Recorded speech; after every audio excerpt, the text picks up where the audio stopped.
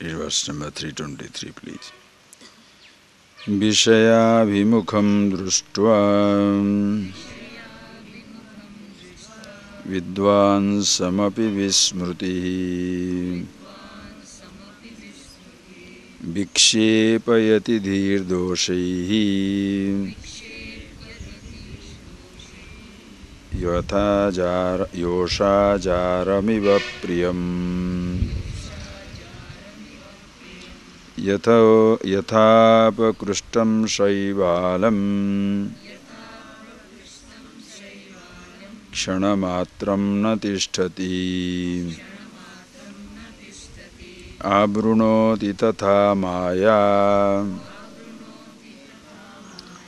pragyam vapi parang mukham yathapakrushtam shaivalam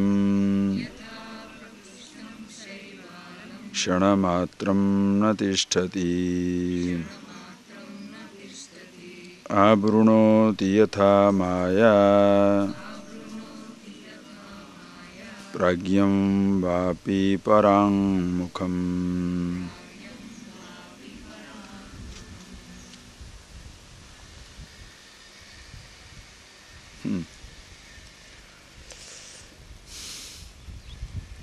I hope you have been contemplating on the ideas that we have been sharing, that it is absolutely effortless to be yourself. There is no effort, no struggle, no practice, but it's something absolutely effortless. Just like your experiences in the world, if you analyze, you can see. Being in space is absolutely effortless. But to reach a point in space, you have to struggle. To be in silence, absolutely effortless. To be with a sound, you have to struggle.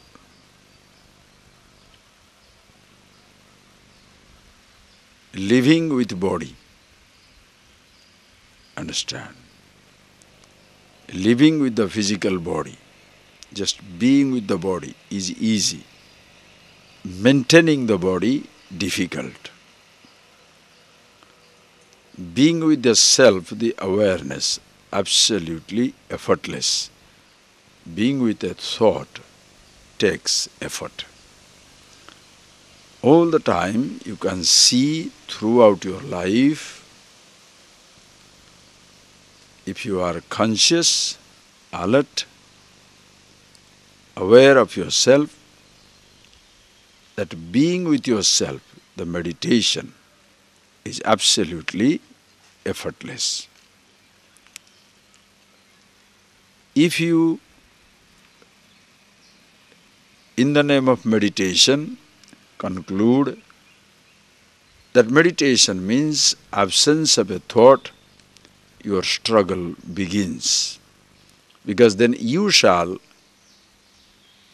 engage yourself with a role of an exterminator of thought. You are no more meditation. You become a meditator. And this I, the meditator, sitting down with an idea that in the moment of meditation there should be no thoughts. Therefore, he assumes the role of an exterminator. Now he is trying to destroy every thought, negate every thought. And because of that, even the very possibility of the arrival of a thought frightens him. Understand? A thought is an innocent guest in the house of consciousness. Any sound is like an innocent guest in the expanse, in the homestead of silence.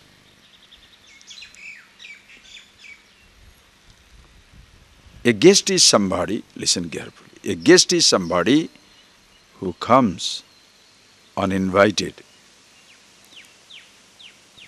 finishes his work, returns. Whether you like it or not, the guest will come and go. If he stays, he is not a guest. A daughter-in-law comes home, is not a guest, she stays. One who stays is not a guest. Every thought is a guest in home of consciousness, because they not only come uninvited, but also go by themselves. Every sound comes uninvited. The sound of the birds at a distance, the vehicle at a distance,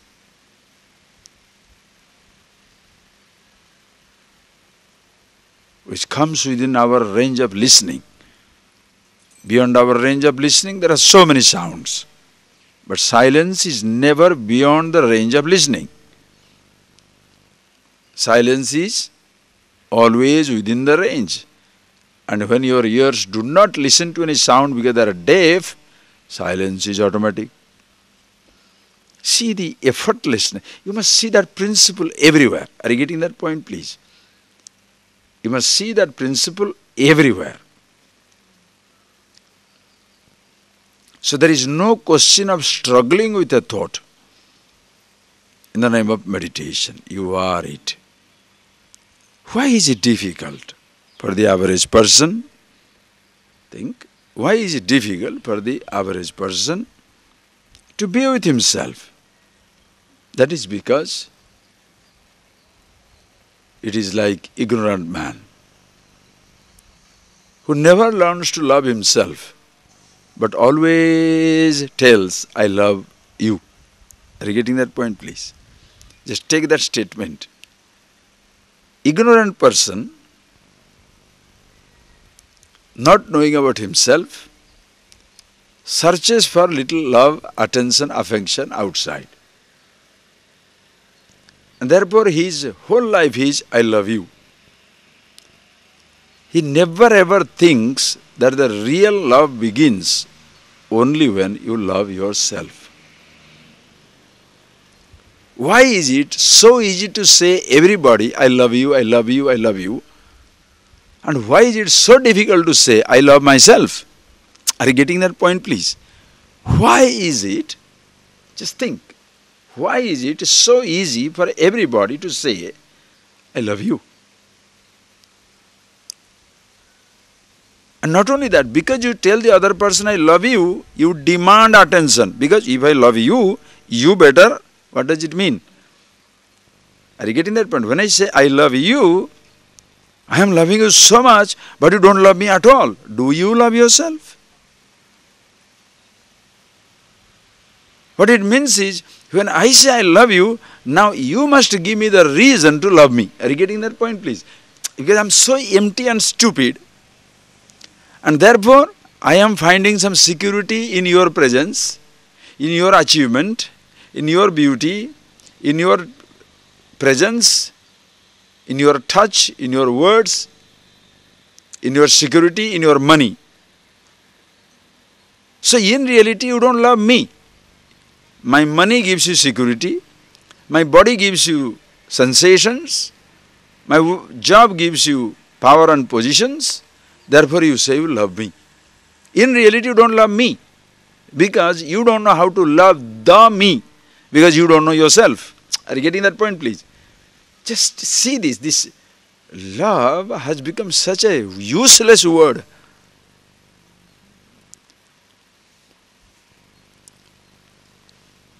The person who says, I love you, he thinks he is a very loving person. Are you getting that point, please? It's the biggest mistake. The person who says, I love you, is not a loving person. If he is loving you, then why not love everybody? Why love you?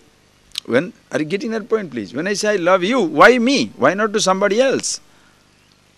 Because I am lovable. So if you love me, the credit is not yours. The credit is mine. When you say, tell the children, oh, I love that baby, credit goes to the baby. Because he's so cute, so laughing, so smiling, so bubbly, gundu, so sweet. This is a bundle of delight. Therefore, I love the baby. Why?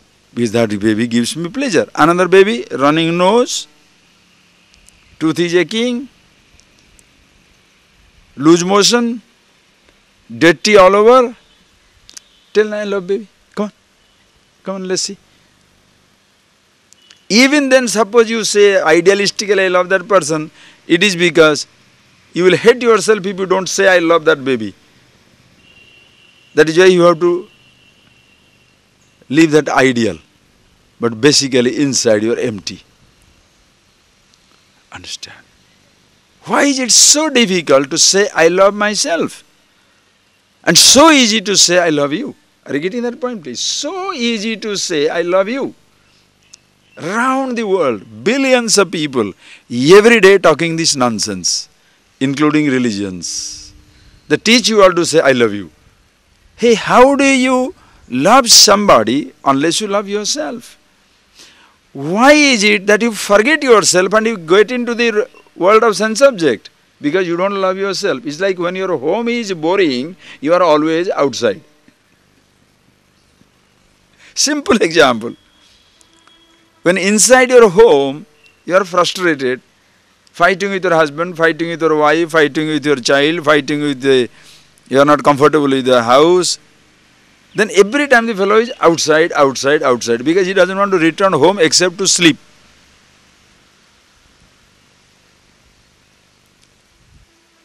When you are not comfortable with yourself, you always escape. The escape route is, oh, I love my job. You love your job, or you love your job because it helps you to keep away from your home. I love my colleagues. Why? My husband is a bore. Or my wife is a nag. I love my colleagues. I see. If you find pleasure at home, are you getting that point, please? If your home is beautiful, your home is where you are, and where you are, if it is beautiful, will you go out? If you go out, it is for outing sake. Why? Do some shopping, no? Or else how to survive? Go for a walk. Or else how do I do the exercise? But the moment you go out, you know there is a beautiful place to return to. So even if you are going out, you are connected to the home. Because after some time, I will be returning home. When you are happy with yourself, of course you go out into the world. Perception for perception's sake, as we told you yesterday. Perception for perception's sake. Sensation for sensation's sake. Thought for thought's sake. I am happy with myself.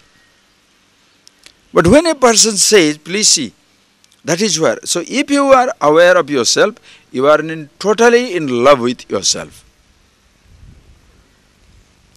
In the introductory classes we saw that object of love is source of joy. And I love myself. Everybody loves himself. Therefore you have to be source of happiness. Since you are the source of happiness, you have to love yourself. No choice. Only when you are in thus love with yourself, then you are absolutely free to love anything and everything. Understand? Or else when you say, if you are not in love with yourself, but you are miserable, unhappy, then you depend upon being loved to be happy. Are you getting that point, please? When you are not in love with yourself, you depend upon being loved to be happy. That is why people look for happiness, look for love. Because only when they are loved, they feel very comfortable. Because they feel some worth. There must be something. Or else why people love me? Why somebody is loving me? Because there must be something in me. And the moment you find security in that type of appreciation or that type of relationship, very soon you shall be disappointed. Because suddenly, maybe one day the person's mood changes, she or he tells you, bye-bye, I'm going somewhere else. What? That's what it is. The mood changes. And you are finished, spoiled, destroyed for life. Why? Because now you are nobody. My being somebody was dependent on being appreciated by somebody or loved by somebody. When somebody says, he or she doesn't care for me anymore, my world collapses. But suppose you are in love with yourself, always happy with yourself, and therefore you love everybody, everybody loves you. And one day it so happens somebody is not there, your love for yourself doesn't go away. Are you getting that? The same principle. When I am in meditation, I am with myself all the time. I am with myself, yet I love my thought, I love my sense organs, I love my body, I love the sense object. In case it so happens, body grows old. In case so happens, I lose a sense organ. The eyes can't see anymore. My happiness doesn't depend upon a sight. So by chance I become old, I become blind when I am 70-year-old, 80-year-old. Okay, what to do? That is how the eyes are, is gone, finish. But I am so happy being with myself. I no more dependent upon eyes reporting something for me to be happy. You understand the point now, how fantastic it is.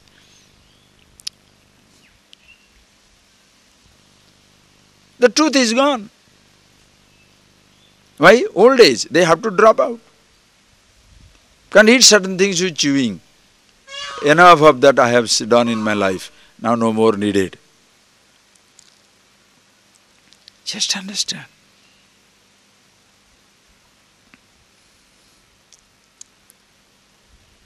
Your ears may lose capacity. And that is what the nature's arrangement, see the beauty. The nature's arrangement is, as you are growing old, you cannot hear from a distance. That means you are being withdrawn unconsciously. The nature pushes you back to yourself. The nature pushing you back to yourself. You can't hear from a distance. Previously you are hearing from a distance, you will go there. You can see from a distance, therefore it is bringing you nearer. You can touch, taste, smell, everything reduces. What does it mean? Nature is taking you back and back to yourself.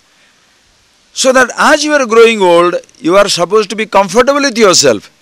But that whole dimension is lost. So now if the eyes are losing capacity, put up double, triple eyes. If the tooth is being lost, why? So that you should not eat things that you cannot digest. So take only things which you cannot chew, you can only drink. So old age is for that type of food. But I am putting up artificial tooth and eating non-vegetarian food. I mean something, whatever it is.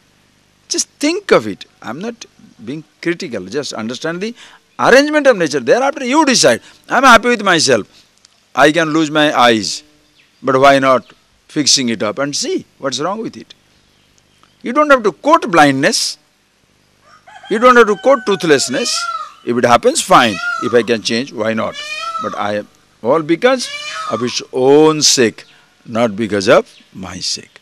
Because I am in love with myself. And when the person is not in love with himself, what happens? He says, I love you. And suppose you think of somebody brings a case to you. One person says, see, I love him or I love her, but she doesn't love me. Usually what people will say, hey, he is loving you so much, why can you not love him? Arey bhai, when he says the person is loving me, ask the question, is he loving me? Ask the question, whether he is loving me or his or her expectations are finding fulfillment in me. If he loves me, he should love me as I am. Suppose I am changing.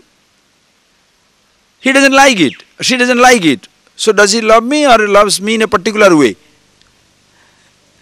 Only if I am in a particular way, then only he likes me. Only if I am in a particular way, then only she likes me. Then it demands that I love him or love her, she or he doesn't love me. Before you challenge, before you question the other person's loving you, ask yourself a question. Do you love yourself? Everybody complains. Nobody loves me. But do you love yourself?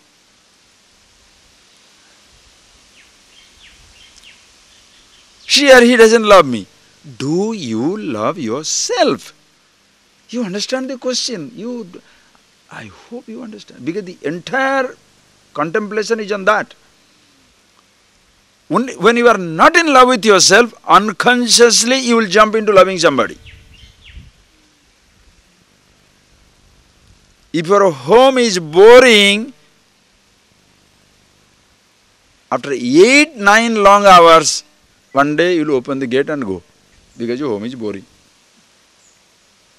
You will. Just think, why people are restless? Ask the question, why somebody is restless?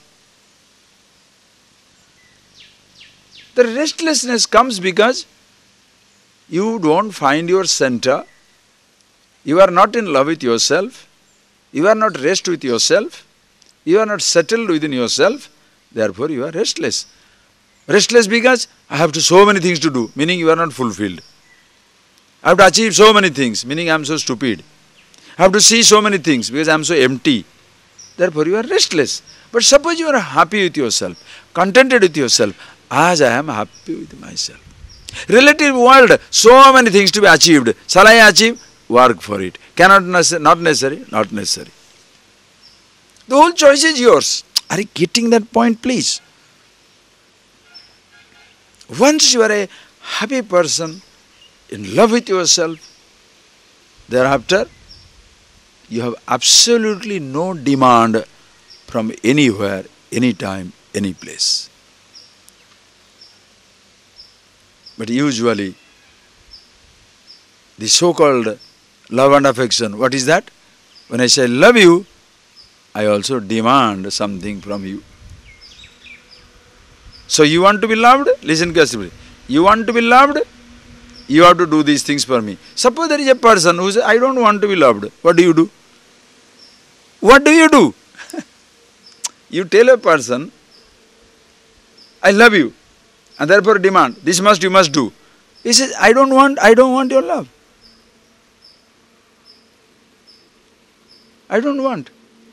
When you say, even if by chance you tell a person, I don't want your love, it's just like even any type, whether it's a father, mother, lover, husband, wife, friend, any type of love and affection.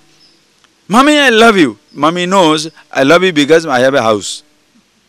Therefore, my baby says, I love you. Now, mommy says, I don't need your love. How can you say that? I love you. You really love me or the how?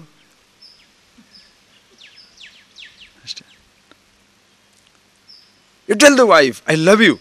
Why? Because you are a good cook, servant, home, keeping everything clean. I love you, baby. Why? Whenever I come home, everything is in order. Now the girl says, no, I don't need to be loved. I am going. What do?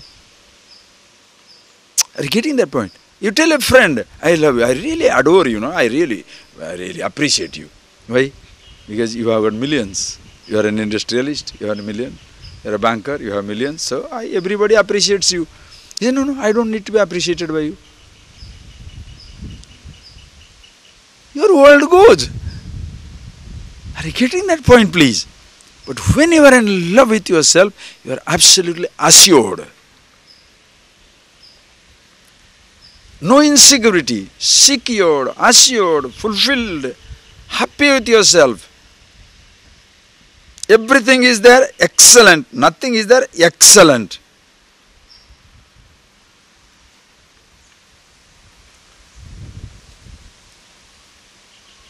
But this false idea about love, which even religions also preach.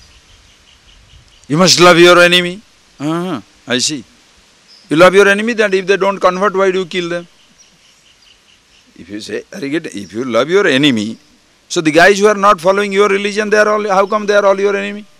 So you have plenty of enemies. We have these religions who says, love everybody, love your enemy also.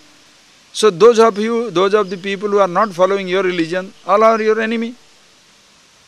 Infidels, non-believers, right? Love them.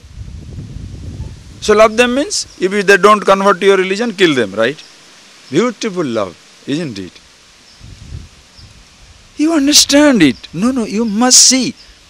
The world lives in total deception. That is why hypocrisy is the name of the game. Hypocrisy. And especially in the so-called love and affection in a relationship, has become the worst victim of this nonsense. Why? Because whoever says, I love you, everybody sympathizes with him. See, he feels ditched. Have you not seen it? She feels ditched. He feels ditched because he loved her, but she didn't love him. In this type of love, depends who is the smarter one to go away quickly. The other person is left out. Because both of them don't know how to love. The person who says, I love you, doesn't know what love is.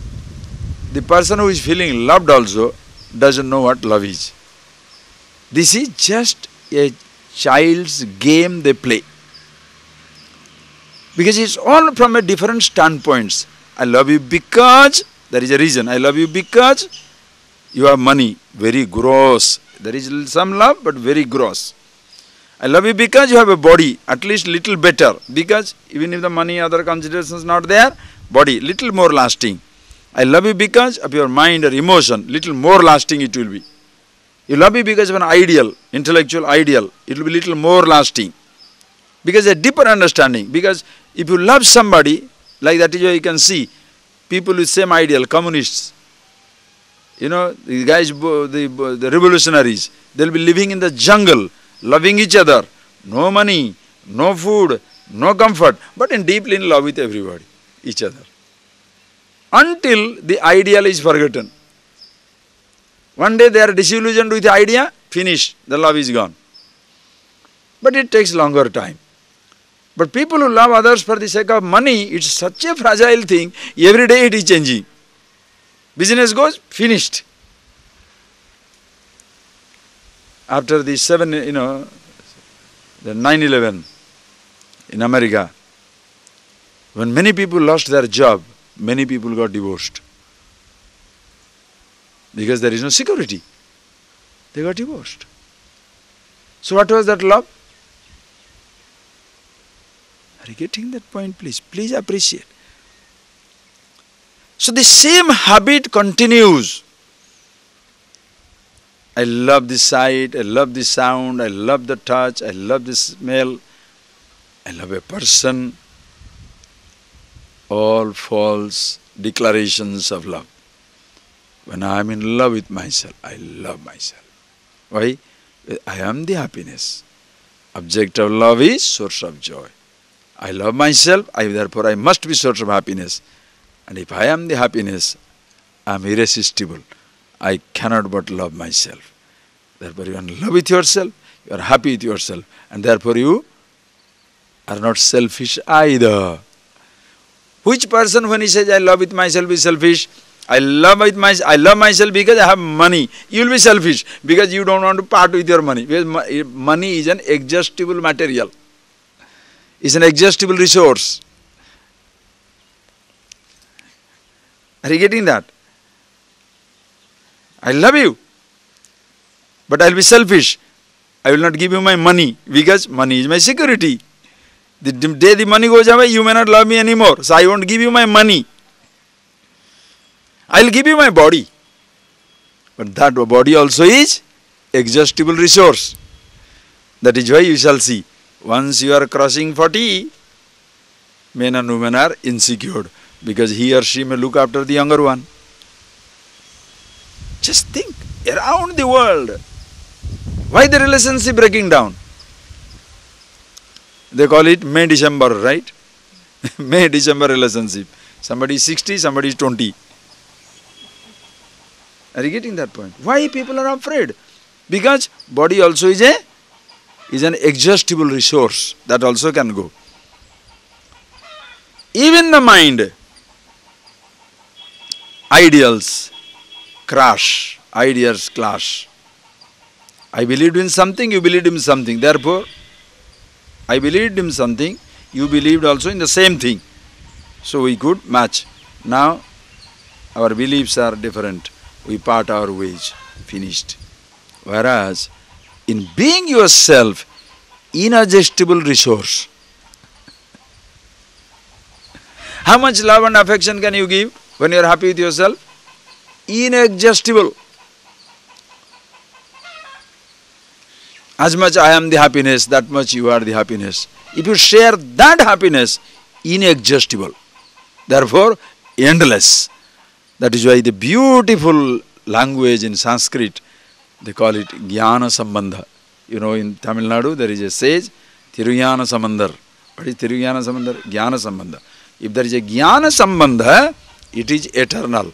If there is a relationship based on the absolute wisdom, that is eternal. Jnana Sambandha. If it is Deha Sambandha, Sambandha means relationship. If the relationship starting with the body, it will go. Relationship because of the wealth, it will go. Relationship because of the beauty or the youth, it will go. Relationship because of emotion, emotions finished, your love is finished. If it is based on the absolute knowledge, inexhaustible infinity, as long as you are there. Are you getting that? It's not until death do we part. Even after death also we are one. We never part. We are. It's not until death or until next year we part. Or until the next man or next woman we part. No. It is. Even if we separate, we are inseparable. In this understanding of the reality, are you getting that? In the understanding of the reality of yourself, even when you are separate, you are inseparable. The person doesn't have to be at the level of the body all the time with me. Cannot be. That is where when you see the statement, some people, students, 1972 onwards, they have been listening to us. Now 76, 32 years. So some students have been attending 32 years before, they have attended 30 years before. But every day you don't see anybody, neither I phone people. They come after 15 years, 20 years. And they sit down in the class. Swamiji, it was like yesterday. That is how it is. Physically you are absent, but communication is complete. All the time with same understanding. No problem. That is why inexhaustible. So, when thus you are in love with yourself, you are in tune with everything in the creation. But the average person, for the longest time, you are used to say, I love this, I love that, I love the object, I love a person. Why is it, ask this is a very important question, why is it people find it so difficult to say, I love myself? Because traditionally, culturally also, you have been brainwashed to believe that if you say, I love myself, you are selfish.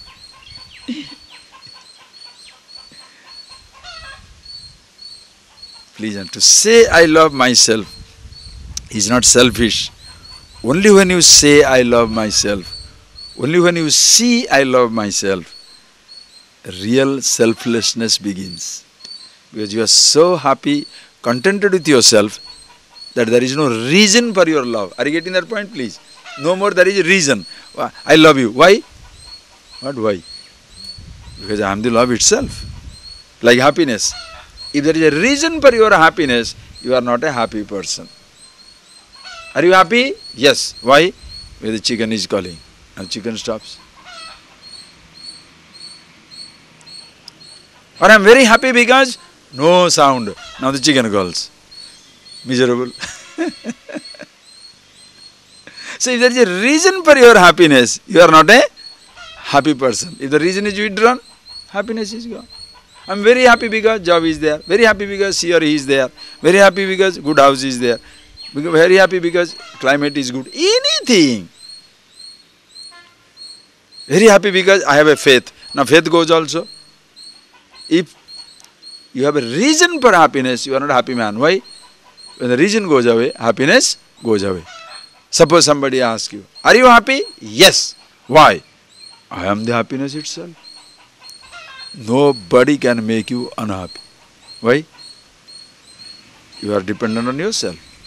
There is no reason. Same way, love. Do you love something? Somebody? Yes. Why? Youth. Youth goes, love goes. Money. Money goes, love goes. Power goes, love goes. Do you love somebody? Or do you love yourself? Yes. Why? Because I am the love itself. So to love yourself is not selfish. It's a huge cultural barrier. Understand? It's a huge cultural barrier. Huge. From the childhood onwards, everybody tells us, you must always care for others, as though caring for yourself is selfish.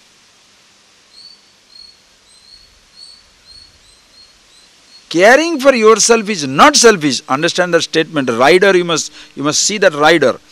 Caring for yourself is not selfish. Educating yourself is not selfish. But after educating yourself, after caring for yourself, after getting the money for yourself, if you allow others to die around without money, without education, without job, then only you are selfish. But educating yourself is not selfish. Loving yourself is not selfish. But being in love with yourself, if you don't facilitate, if you don't help, facilitating other people is also discovering that, then only you become selfish. It is like you are sitting down with enormous resources, but nobody is benefited. You are sitting down with enormous resources.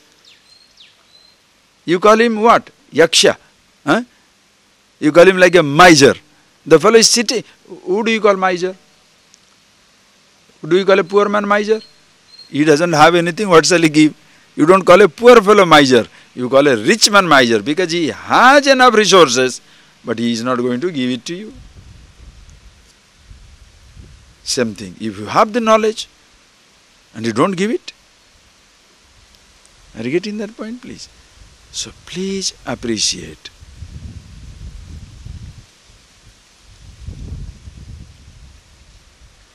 Very much. So because by habit, I have seen, I love this, I love this, I love that, sometimes by habit you forget yourself. And that is where the problem begins, where he says, Vishaya bhimukham društva vidvansamapi vismruti.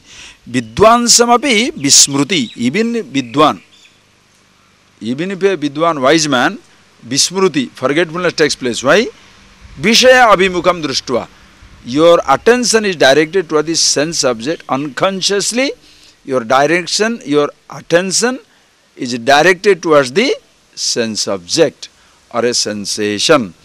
Forgetting that you are the happiness, you are in love with yourself. I am just giving you that language of love, okay? Giving you the language of love. Why is it? Because so long I say, oh, this music is so nice. Oh, this touch is so wonderful. This sight is so nice.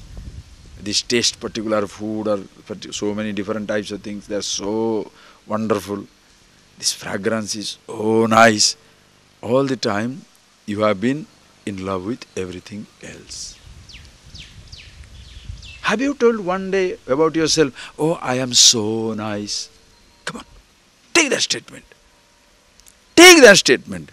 How many times you have told, the car is so nice, the food is so nice, the person is so nice, music is so nice, sunrise, sunset is so nice. How many times you have told, I am so nice? Are you in love with yourself? Come on. You never say, my body is so nice. Somebody has to say, your body is so nice. Or if you say your body is so nice, narcissistic. Narcissistic means my body only is nice. Either my body is not nice or my body only is the nice. What a waste. Have you ever told, are you getting that point? I am so nice. My mind is so beautiful. Have you enjoyed your mind? Come on. So if you have not enjoyed your mind, who needs your appreciation? If you say my mind is beautiful, do I wait for your appreciation? Because I know you are stupid. You say my mind is beautiful because I help you to forget your limitation for some time. So you say, Swamiji, your mind is brilliant. I know it. Is your mind brilliant? Oh, you are so nice. Of course, I know I am nice. Are you nice? Are you getting that? Do you understand the subtlety of it? When you say to a person, oh, your mind is so nice, it's not a compliment to you. Because he is nice. It's like telling you go to Himalayan peaks and see the mighty Himalayan ranges, mountains, snow peaks, Alps ranges, and you say, so beautiful. What is your credit? Anybody who says yes, it is beautiful, because that is beautiful. But do you say you are beautiful? Do you say you are nice? At any time have you said, oh, my mind is so beautiful. Why? It never tortures me. Never affected by moods. I'm so nice, you know that. I'm such a happy man. Then only you will be madly in love with yourself. And also, you shall appreciate the limitation of everything as it is. I am in love with myself. I am immortal, absolute. But the body, dying. I love my body. Why? As long as it lasts. Guest, no? The body is a guest in the universe, right? Understand that point? Who is a guest? Who comes and then after some time goes away. This body, did you bring to this universe? It has come. How long it lasts? One day. When? Nobody knows. Neither the body knows. It will go. So as long as you are with this body, shall you fight with it? Destroy it? Waste it? Or take care of it? And through this body comes a mind. Again, another guest. Everything seems to be a guest in consciousness. Consciousness is the permanent home. What is your permanent address? If you are traveling now, remember. Don't remember for your travel. But there the permanent address will be Tiruvannamalai. I have to write my permanent address. But for my sake, what is my permanent address? Absolute happiness, all pervasiveness. Sarvam khaluvidam brahma brahmaiva idagam sarvam. Everywhere it is existing. Permanent address. Temporary addresses, sometimes at the level of the body, sometimes at the level of the thought, sometimes at the level of the eyes, sometimes at the level of the nose. These are all temporary address. Permanent location is consciousness everywhere. Temporary address is sometimes to the mind, sometimes to the body, sometimes the nose, sometimes the eyes, sometimes the tongue, sometimes the ears, sometimes in the kitchen, sometimes in the bathroom, sometimes in drawing room, sometimes in bedroom, sometimes in market, sometimes. These are all temporary location, temporary address. The moment you take the temporary address as permanent address, you are nuts. That is the time immigration will not allow you.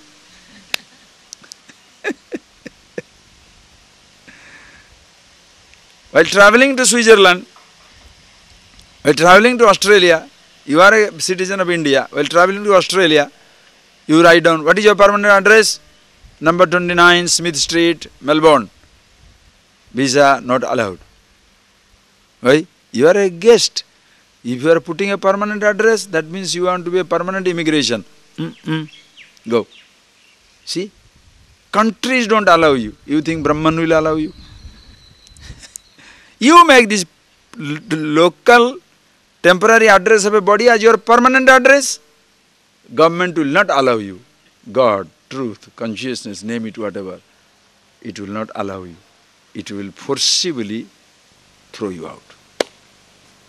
Body will be taken away. Wrong address.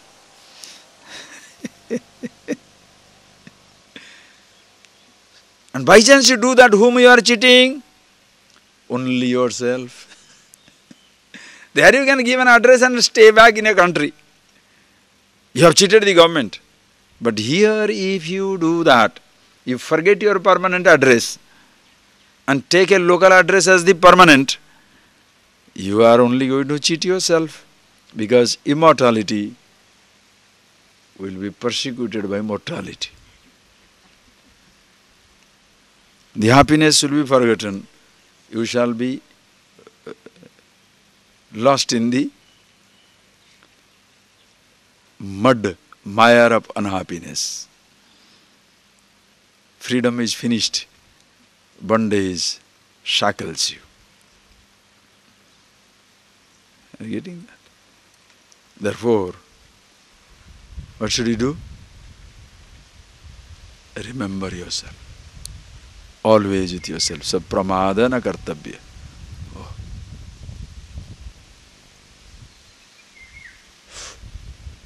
This is a beautiful word.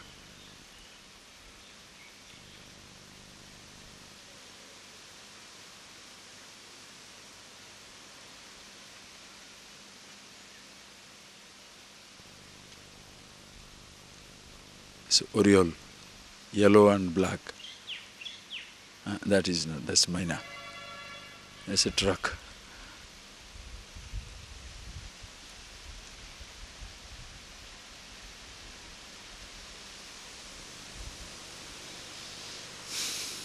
Ishvara. Okay, just see that.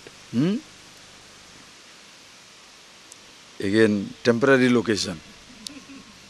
Because if you look for the bird, will it be always there? When you gone, disappointed, could not see. There are a lot of disappointments in life. Why?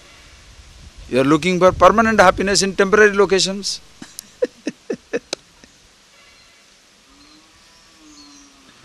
The location is temporary, the comfort also will be temporary. Youth is a temporary abode, not permanent abode.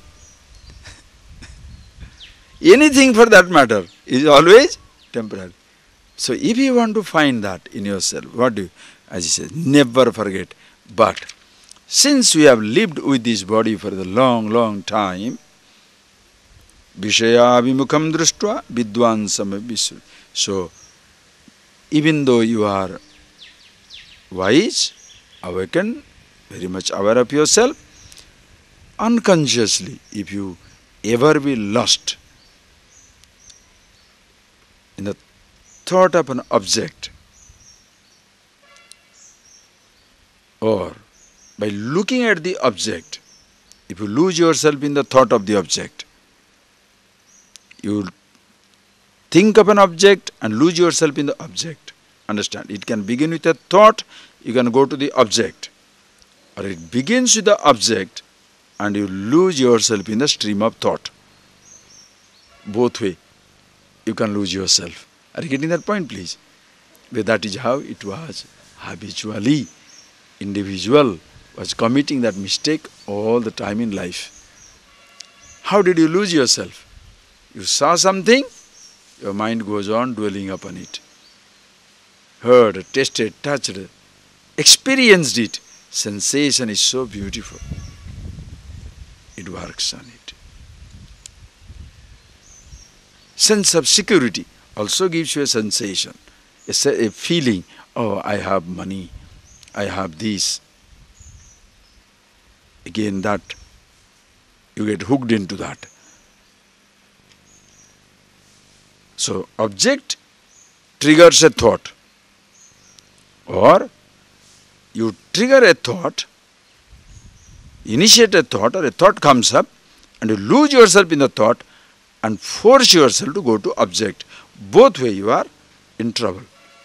But when you are happy with yourself as to who you are, thereafter thought for thought's sake, object for object's sake. No more it's a problem. Okay? So, if you are not conscious, ajivin yosha jaramiva priyam, ajivin, a person who has a secret lover, a man or woman who has a secret lover, another man or another woman, how that person continuously dwells upon only about that person, forgets the home, forgets the immediate responsibilities, but mind is continuously dwelling upon the secret lover. Take this example.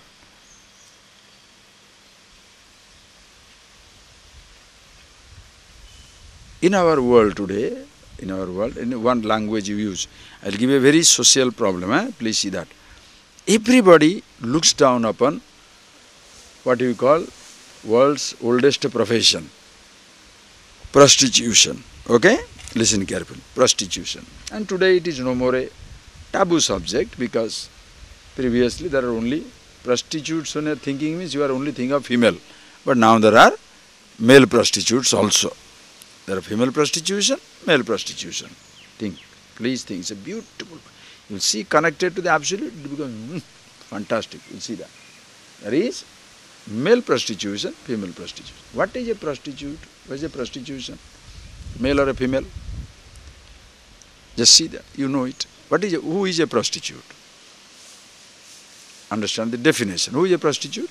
The person who, either of the two reasons, who provides happiness or comfort to others, himself, herself can be miserable.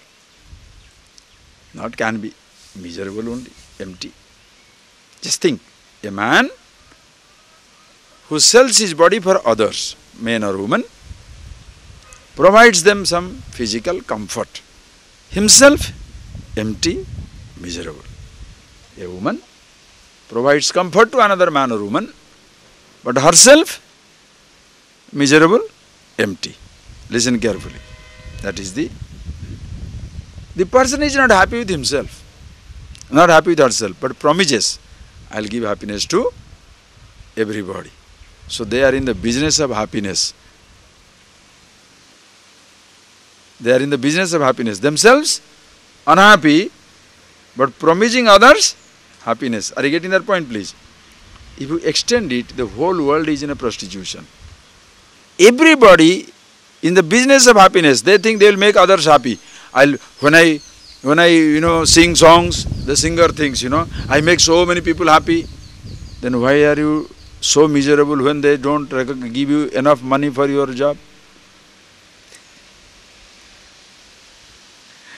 Oh, I am a dancer dedicated to dance. I am a musician dedicated to music. I am a magician dedicated to magic. I am a caterer, hotel person, I give it to everybody. I see, such selfless activity? Or you give to those people who pay for it. Come on. You give to only those people who pay for it, and depending on how much they pay, that type of service they get. Just like prostitution. One trick, 20 rupees. Two tricks, 40 rupees. 5 tricks, 100 rupees. All tricks, 5,000 rupees. You know that. You please understand that language. Same thing happens to people. This much you do, this much you will get. This much you do, that much you will get.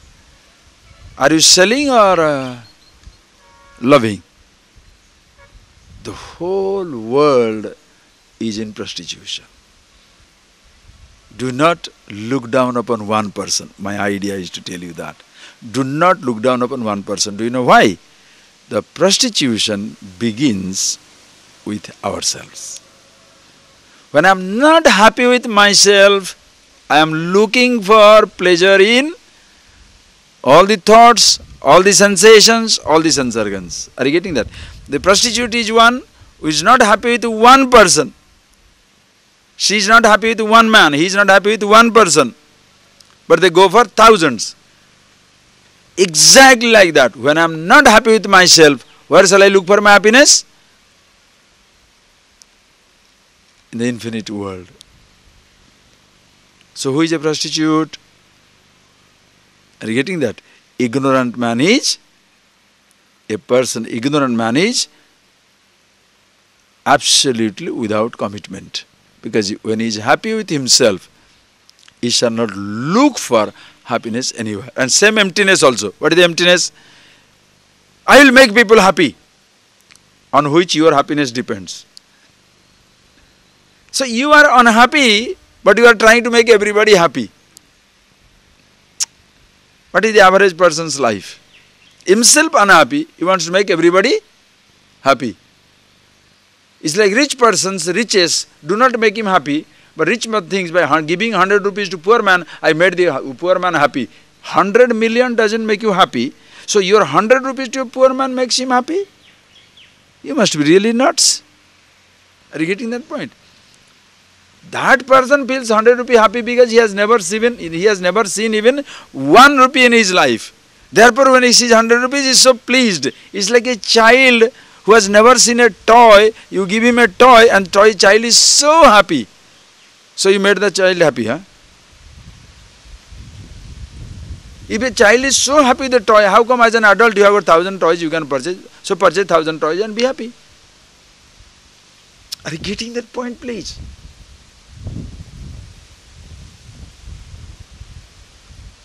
Prostitution begins inside. Understand? Straying. Oh, this man is straying with another woman. That woman is straying with another person. You know where it begins again? Inside. Ahankar, the I, not being true to himself, strays into emotions of various kinds. When you start straying inside, that reflects in your straying outside. Are you getting that point, please? That is why when you are, the whole, I tell you, the entire human emotion, the whole range of it begins with yourself. When you are happy with yourself, there is no push from inside to stray. Therefore you don't. But the average man, not happy with himself, I think that sound will be nice, you know. That movie will be wonderful. That touch is so nice. The taste is so wonderful. The sight is so nice. So what do? The whole life is on a permanent straying, running around looking for things, happiness in yourself. Happiness in something else, because you forgot happiness yourself. You want to understand divorce? Same thing. Our first marriage is with the, I should be married to myself. But not knowing myself, I am married to ignorance. Okay, I am married to ignorance. When I am married to ignorance, I am not happy. The moment I am married to ignorance, understand, the moment, that's why nobody is unmarried. Ahankar is married to ignorance. And because he is married to ignorance, is so incomplete, so unhappy, it has to look for other marriages. So what does he do? He gets married to what? Power, position, body, youth, and another man or woman on the side. Gets married. Not happy with him or her, you divorce. Not happy with the car, you change your car. Nobody says divorce. Not happy with the radio or TV, you give it up. Nobody calls it a divorce. But when you are not happy with another man and woman, they call it a divorce. Are you getting that point, please? Same thing. You not happy with the house, you change your house or not. Nobody tells you wrong. It's normal. Not happy with your dogs, you change your dog. Not happy with your car, you change your car. Not happy with your job, you change your job. Not happy with your man or woman, you change your man and woman. No, that is divorce, taboo. Why? You must be committed. How?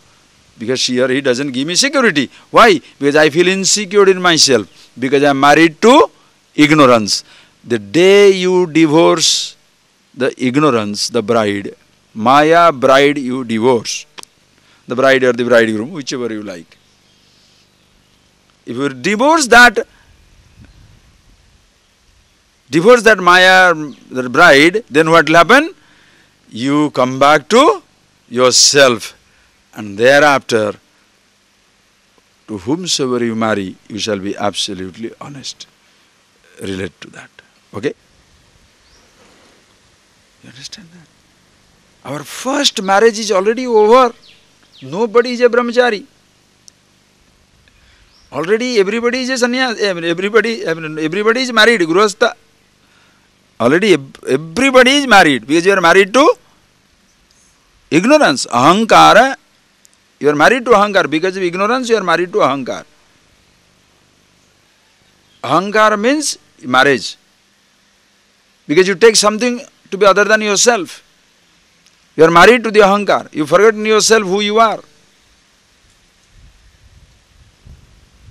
Once you are married and you are not happy with it, you are not happy in that marriage. It's an unhappy marriage. When you are married to ignorance, married to ahankara, it's an unhappy marriage. Therefore you look for happiness.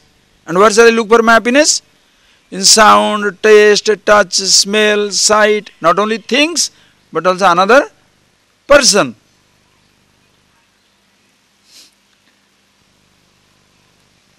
I get tired of everything in life. You have been tired of your toys. Have you not been tired of your toys? As a child, how many toys you have played with? You get tired of your toys. You get tired of your jobs. You get tired of your house. Same thing, you get tired of a relationship also. But somebody has told, once married, you should stay. True, I must stay. Nothing wrong. Why? Because if you start experimenting on human relationship, worry the end. How many times you can marry? Oh, it's a headache. Then nobody knows whose son is who, whose daughter is who. You know? Like the other day, somebody was telling a joke. One man divorced with 2 children, other woman divorced with 2 children. So and they have now, after marriage, they have got their own children. So the man asked the woman, where are the children? He says, your children and my children are playing with our children. The children are confused. The children will be confused. The children don't know what it is. But then that is how the situation is now. Think, divorce. Why? Because everybody says, oh, he is so nice, my soulmate. Have you said, I am so nice? Take that statement today. This morning when I was, before coming, I was talking to somebody, phoned up. Some problem with something. That is why I was delayed for 5-10 minutes. I told 5 minutes later I will come. The thoughts triggered. Everybody says, that man is so nice, he is so nice, he is so nice. Hey, what about yourself? Why are you complimenting others? Not necessary. Do you compliment yourself one day? One day sit down and compliment yourself. I am so nice. You will never be bad again. I love him, I love her, I love her. Why don't you say, I love myself? Go out and shout in the top of the world, top of your voice to the world. I love myself. I'm so nice. You'll be an honest person. As long as you are not loving yourself, you'll be a dishonest person. You know that? If you are not a happy person, you'll be a dishonest person. Totally dishonest. Why? You shall say, I love others, but it's only if they give me something. So you announce something. What is unspoken is dirt. What is spoken is very nice. I love you. What is unspoken is, will you do for me what I want you to do? Understand? So can you do that? Happy with yourself, happy with myself. Understand? Once you do, you have taken the divorce from the ahankar. As you are happy with yourself. Now, that marriage with ahankar, because of ignorance, is annulled. When that is gone, now your true face comes up. It's like two fellows, as long as they remain married, they kill each other. After the breakup, they are friends. Why don't you be friendly when you are married? Are you getting that point? After breakup, and now we are friends. Before marriage, before breakup? Mongoose and snake. Right? Before marriage, before breakup, mongoose and snake. After breakup, we are friends. Why are you giving this stupid, hypocritical statement? Can you ever be friends? If it's a friends, it was a marriage of convenience, it will be friendship of convenience. It will not be real friendship. Because you don't want to be seen by the people as somebody who is so rude. But you want to be shown by the people, look how broad-minded they are. Even if they are separate, they are friends, you know. You are living for others.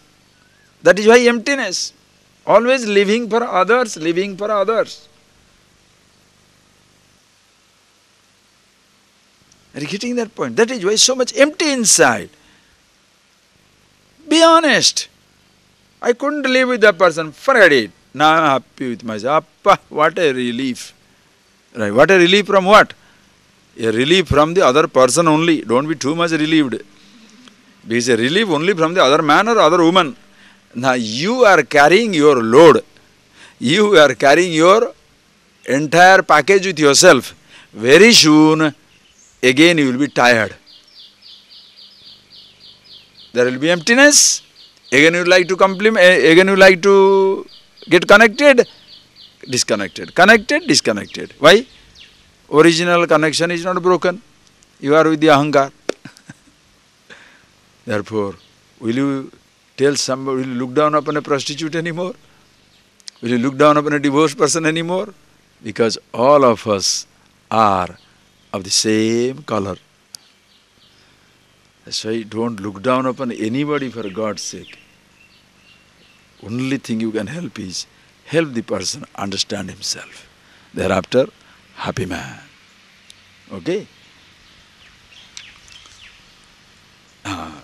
And when shall I do that? I told you, 24/7. 24 hours, 7 days. All the time you are aware of yourself. Just like driving. As long as you are driving, when shall you be alert? As long as you are driving. You can't doze off even for a second. Because that second can be fatal. Like there is a movie, Fatal Attraction. Fatal attraction which is fatal. Oh boy, it kills you. Because you get lost into that, you get sucked into a relationship, can't get out of it. Most of the time, people are like that. You know, these so-called love people, the guys who are empty, loving people, they are literally like a spider's web. Spider's web.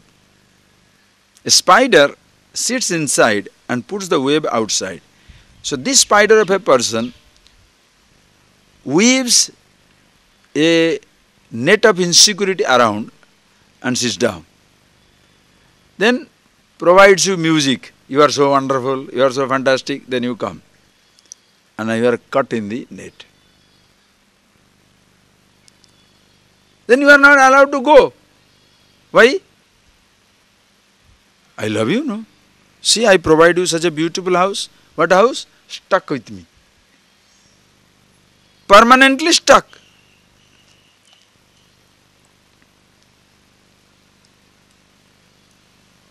If you are with me, you must lose your freedom. How nice it is. And how many people want it?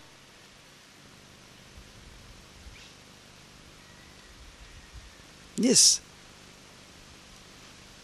Understand? So you are finished. And that is why the person wants to get away. Right. Another thing, the trouble also is, the other person who wants to get in, if he or she has a motive that I'll get something free and walk out. Free loading. I'll get free food, free accommodation, free physical relationship, free everything, then let me stay. The moment you want commitment, ayyo, I'm going. That's another variety. That's another variety. One, are you getting that? So the two varieties are dangerous. One wants freeloading, other person wants like a web commitment. So both of them, you think, can they love each other? One wants to come flying into your nest and walk away. But it is, once it falls into it, it's not a flying nest. It is a web's nest. It is all the spider web. You are cut. Dangerous, dangerous. But then suppose you are a happy person. What happens? When somebody comes, wonderful, come. Somebody goes, wonderful, go. Because happy with myself. You know that fantastic freedom you enjoy within yourself, please. And then, suppose you want to get yourself committed in a relationship, you want to stay, okay, choice is yours. That is how I want to stay, wonderful, there is no problem. So you decide for yourself, okay. I say, so 24 hours, 7 days, meaning all the time I am with myself. Or else this will happen. Yatha apakrushtam shaivalam ksanamatram natishtati abrunoti tatha maya pragyam bhapi paramukham. Yatha apakrushtam shaivalam kshanamutram na tishtati. You are walking into the water, okay? Standing near a pond. And on the pond, on the water, there is Saivala. Saivala means there is a green moss. The green moss is there. Have you seen it? The moment you go on putting out it through water, it will be clear.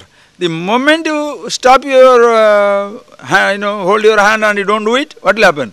Immediately it comes up. That example he has given. Yatha apakrushtam saival ksanamatram natishtati. It does not remain uncovered even for a moment. As long as you are doing it, the water is clear. The moment you stop, it comes to cover it.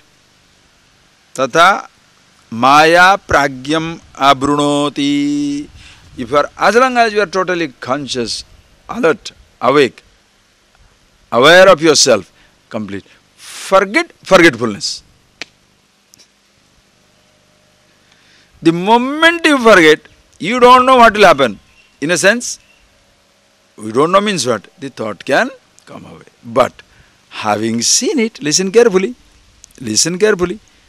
Having seen it, once you see the water under the moss, even if the moss covers up, do you forget the water? Even if the thought comes up, do you forget yourself? No. That the thought comes up is not a problem. That I feel covered is the problem. Are you getting that point, please? That a thought comes up is not a problem. That I feel covered, overwhelmed, that is the problem. Because I am forgetting myself that who I am indeed cannot be covered. Like at no time can you cover the space. Anybody hide the space, please? Come on. Come on, hide the space. Oh, Swamiji, I have hide the space. Where? In my hand the space is hidden. What is over the hand? Can you hide the space? How can anything hide consciousness?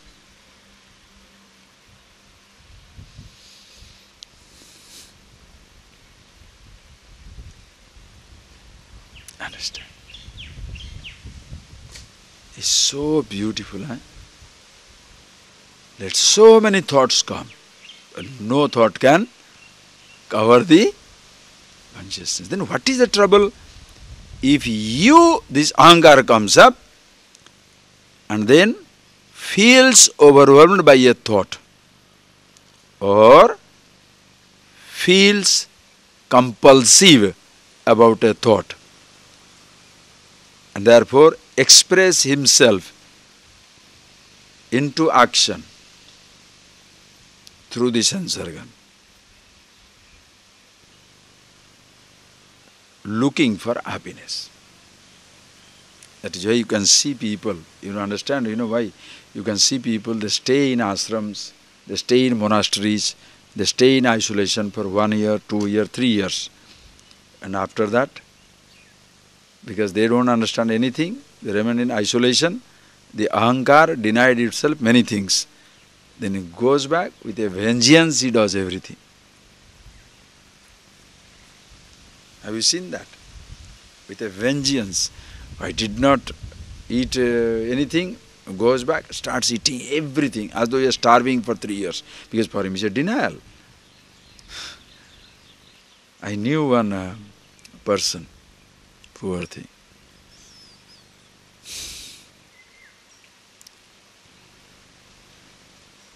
He was a sadhu for almost 15-20 years. And started something in an institution, and one girl was appointed as the head of the institution, involved.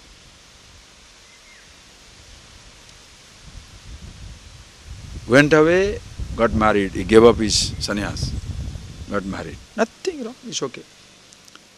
But the parents of the girl did not like it. They came, took away the girl.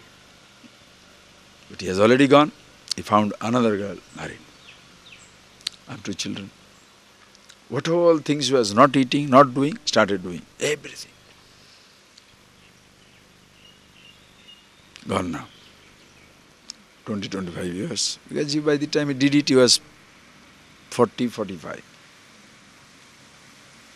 70 years. 25 years gone already. Finished. Many cases you can see. Monasteries, every so-called religious traditions.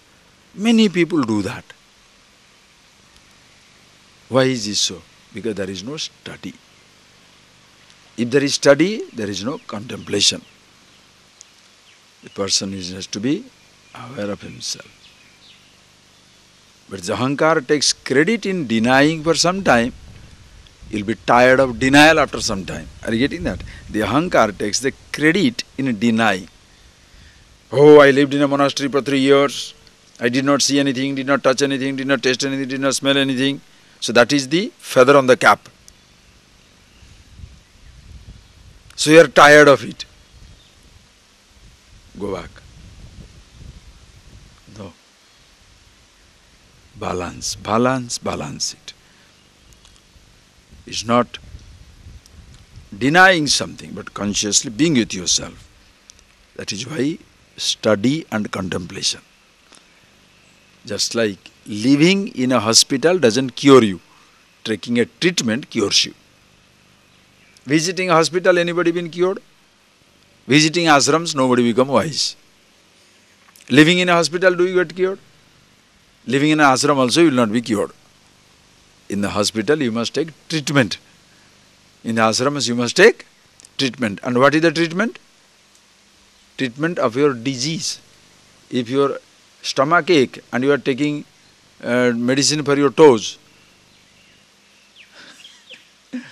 Achha. What is your disease for which you come to ashram? Ignorance. And what are you doing in ashram? Holding the nose. Or pressing the head. Standing on the head. Inside the head problem, but on the head he is standing. What will happen? The problem will remain upside down, right? Are you getting that point? When you go to the hospital, you must take the treatment for the disease.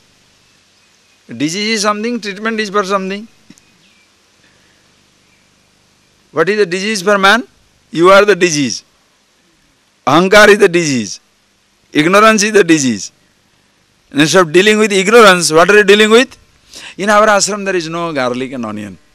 Oh, so holy people, huh? Here we eat only white. There is no green and yellow and red. Ban color. Oh, here you are doing it only, we don't say good morning, good evening, we say Hari Hari or Om Om or something, raise some hand and legs, some nonsense. Right? Wow, holy people. Oh.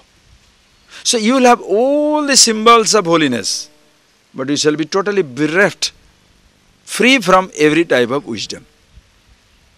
Looking at it, people say, oh, he's a holy man. The body is holy, mind is hollow.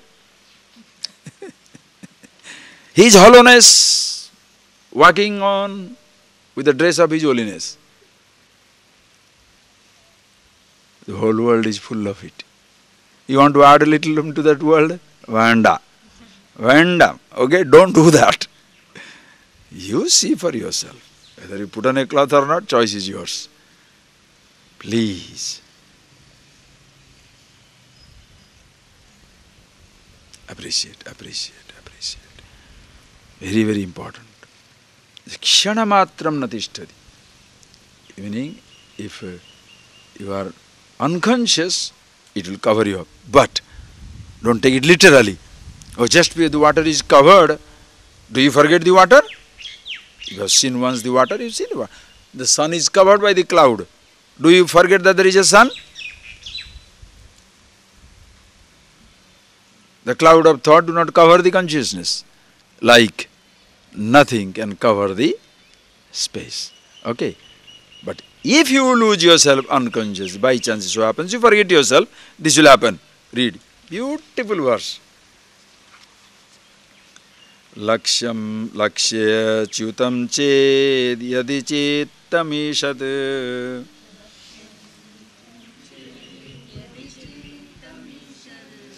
bahirmukhasan nipate tatastatah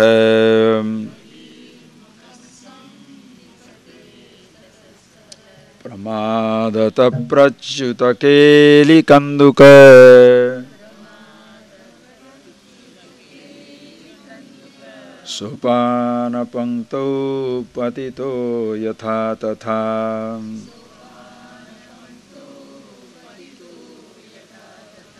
lakshya chutam ched yadi chittamishad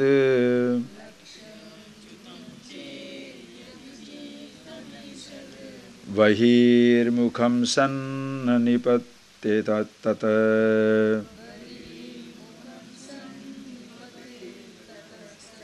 pramadata prachyuta keli kanduka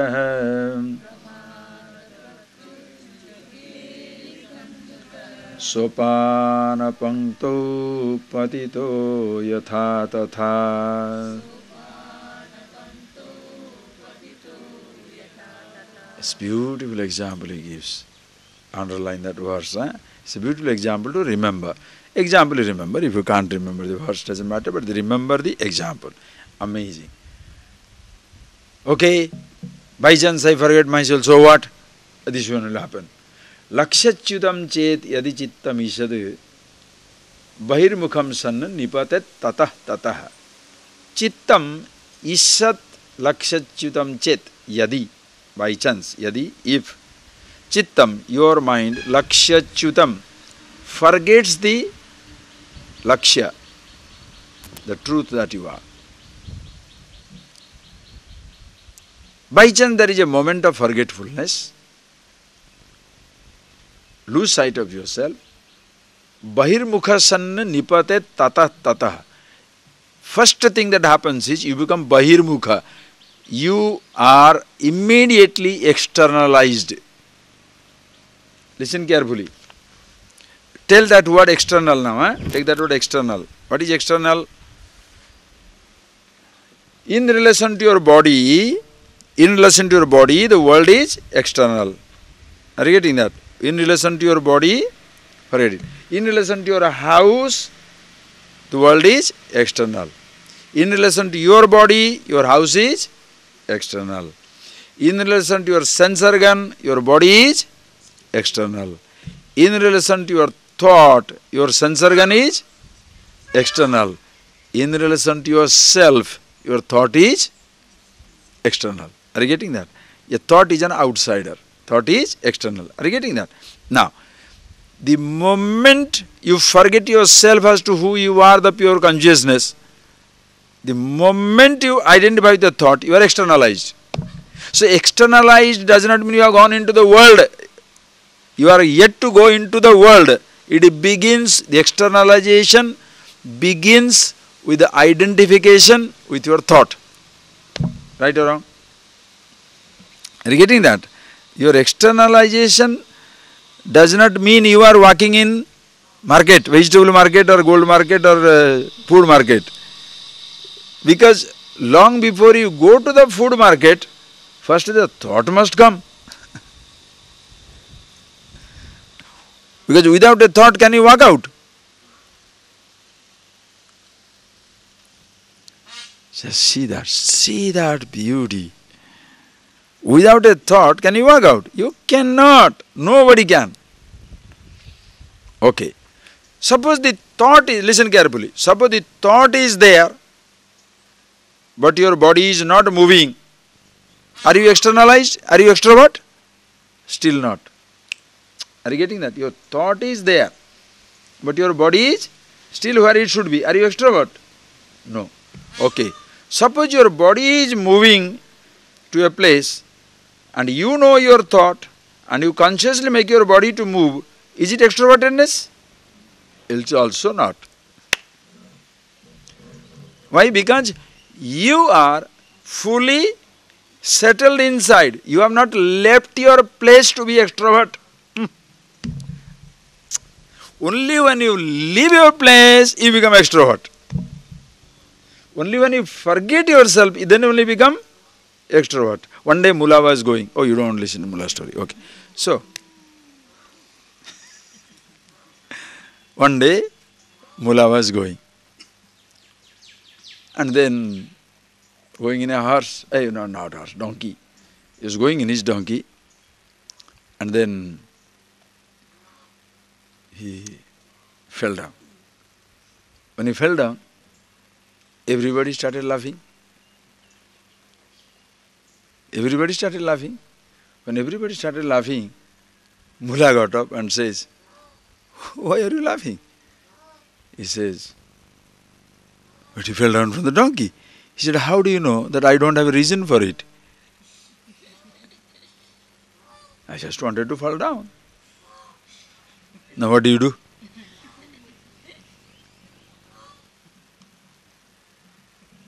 If you know what you are doing, 1984, 24 years back, first time I went to America. It's all started here only. Anyway, it's a different story altogether again. 24 years back, went there. Then I went there, one person, like that it all happened, and I went to Wisconsin. And then there, from over the Lake Superior, the gentleman who had invited me, he had a cottage, we had gone there. And this small house which you are seeing, that is known as Tim's cottage. There was one Tim boy, he was staying here. He is from Canada. So he told Swamiji, "I'll come and pick you up from America, we'll go for a drive. Long drive." I said, "Very good, we'll go through America, Canada." 6,000 miles we drove, first trip. So I went there. So he came and we started going from Wisconsin, Iowa, South Dakota, Wyoming, all these Nevada, Nebraska, like that, to America, California, then California up, Vancouver to Canada, then Canada, like that. We went to 6,000 miles. It's a huge trip. Who has to drive? Only he. I knew driving, but I have no license. I can't drive, he has to drive. When we are going in the Nevada desert, miles of straight car, we will be the only one for 5 hours, 7 hours. So, he will be driving, I will hold the steering wheel. Just like that. Because his hands will be aching, all the time holding like this. Okay, so he will do like that. But every time you can't do that, he brings it back quickly. And sometimes he may feel sleepy. So what I was doing, in that car there will be everything. Bread, your fruit juice, the cans and all this stuff, chocolate, everything. Just on the back side, there will be a small refrigerator thing like, we will pick it up and... So, I will pick up one chocolate, eat it, that pepper, I say, "Tim, I want to throw it outside." No, Sudhaji, please don't do that. Don't do that, son. Don't do that. I said, "Look, I am an Indian, my hand is aching. I want to throw out. You are putting in the car, I can't live with the dirt in the car, I want to take it and throw it out." So I'll put the, "Don't! By chance somebody sees that, we shall be $500 fine." I said, "Okay, if you say so, I'll keep it." Then one day, next day, same thing. In between you'll be staying here, forget it. So, but once in a while I go on doing it. Then when the last day, when you're reaching Thunder Bay, his house, another 2 hours road, I ate another chocolate and I picked up this one. I said, please allow me once only. Such a long drive, 6,000 miles I drove, never I threw one. Let me throw one in the highway now. Dude, you're so long, you waited. Come home, I'll give you the garbage dump. You can do anything you want. You can go on doing that. You can go on doing it. I said, no. I really want to throw. See, in Indian habit, I've been always throwing out. You are asking me not to throw. Very, very difficult. I can't resist now. I must throw. He said, please don't. I said, all right. Then I smiled and told him, you think I'll really throw? This was the only way to keep you awake in the entire trip. Because he was the only one driving. All the time he is, and he's tired. The moment I say I'm going to throw this, he gets a shock. No, don't do that. And he's awake for next 3 hours. I'm not telling you a joke. That is how it started. So, how do you know that I don't have a reason for it? If you are a conscious actor, listen carefully. Just because a thought has come, still you are not extrovert until you act on it. Just because you are acting on it, you are not extrovert if you know what you are doing. Okay? And the other side of it is, even if you are not doing anything, you are extrovert because you are sitting down with Vidya, I am not doing anything. I am a sannyasi. I don't do anything. I am a holy man. You are extrovert because on your inactivity depends your holiness. So you are putting up a lifestyle to impress somebody. Sita, Chandan, Vibhuti, I don't go anywhere, I am always in the ashram. Why? I can't go anywhere. No. You are also extrovert. Or another thing is, your thoughts are not acting. You are not acting on your thought, but you are lost in your thought. Again you are extrovert. Even if your body is quiet, because you are lost in your thought, you are extrovert. Are you getting that point, please? You are lost in your thought. But if you are consciously expressing your thought, neither the thought is, neither you are externalized, extrovert, nor when your body is active also you are not extrovert because you are totally conscious. You are never left the place. You are never left the source that you are.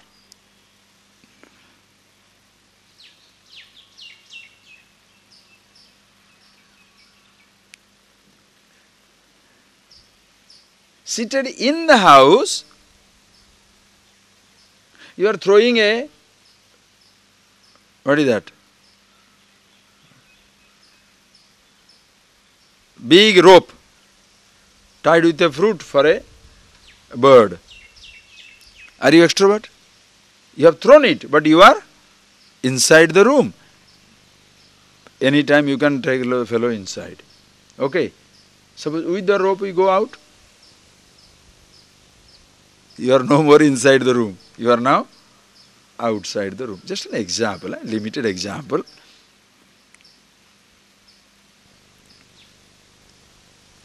Like a person with a remote control. You are the director of the operation, CBI, CIA, detective agencies. You are director. You are not leaving your headquarters, but you are working in Laos, Tibet, America, Australia. You have not left your place. From there, you are controlling everything. So going out also you have not gone out. Are you getting that point, please? Same thing also. You have not left your base. You are always with yourself. So thought comes up, fine. Acting, fine. Not acting, fine. No thought, fine. You are never externalized.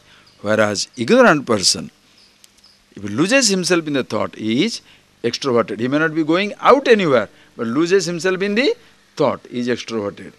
And of course, when unconsciously acting on the world also, he will be extroverted. When do I know it is? When do I know I am extroverted? Example. Pramadata prachyuta keli kanduka. Keli kanduka. Kanduka means ball.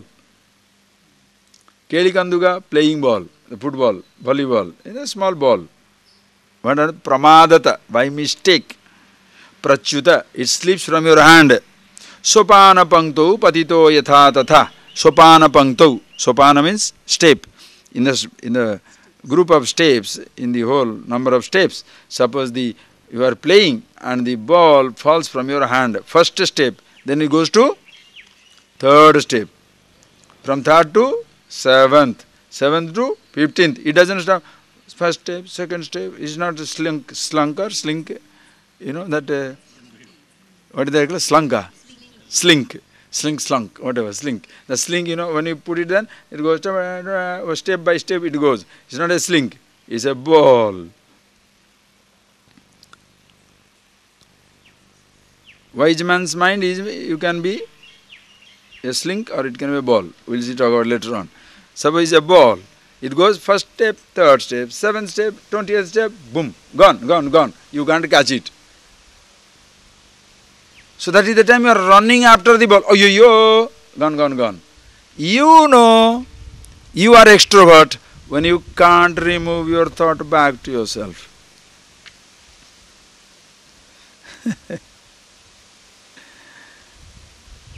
You are already watching a movie, by chance electricity goes, you are angry with everybody.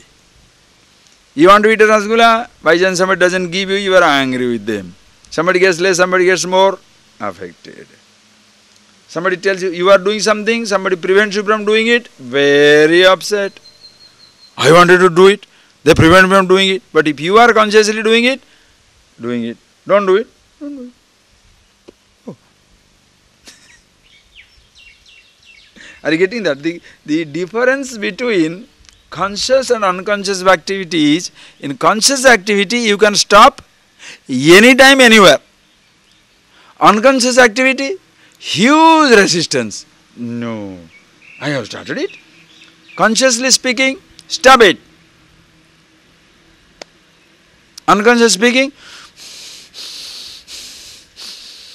why? Because your mouth is stopped, but your mind is going. Have you not seen people going pacing up and down? What are they pacing up and down for? I say, please sit down. Yeah.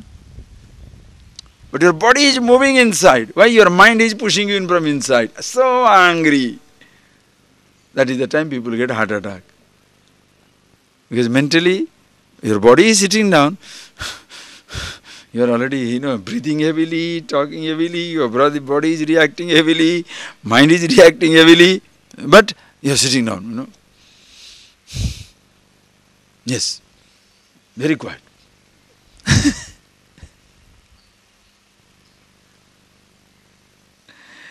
Ishvara. Jumping.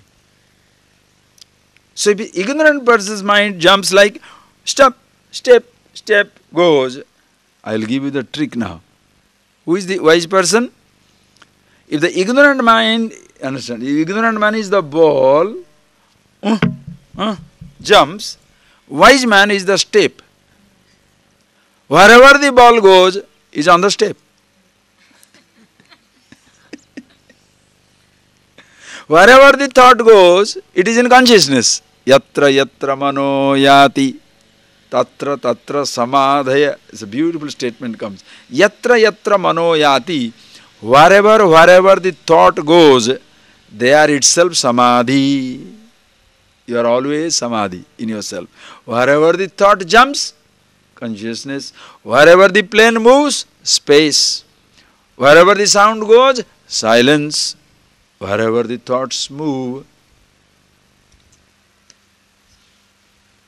So can there be a distraction? If you move from the standpoint of the ball, distraction. From the standpoint of the step, always steady. The step doesn't move. The ball only jumps. Consciousness never moves. So, just because a thought is jumping, are you affected?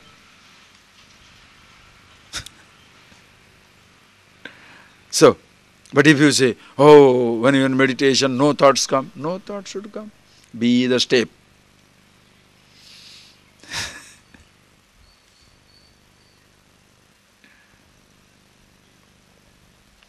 I think with that we shall stop. So beautiful. Okay? We see the other verses, the same connection. Beautifully it will come, evening, some more people will come. Yes. Okay? The next 7 days we are going to see this also, the Guru Purnima camp. This whole text, this type of text. It's a beautiful subject this is. Being with yourself and what shall I do in case this happens. Oh, these things you shall see very clear. Okay? Close your eyes, please.